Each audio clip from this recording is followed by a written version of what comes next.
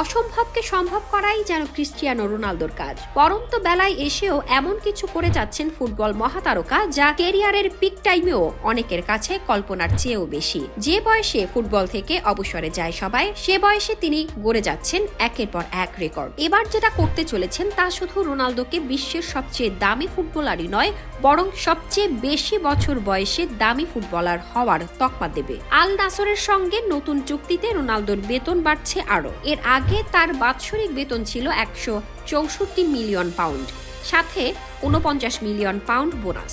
এবার বেতন বেড়ে দাঁড়িয়েছে 167.9 মিলিয়ন পাউন্ড।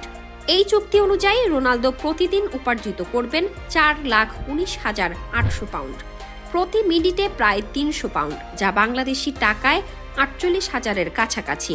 বিশ্ব ফুটবলের এই মহাতারকার নতুন রেকর্ডগুলো আপনাকে কতটা মুগ্ধ করছে? মতামত জানাতে ভুলবেন না।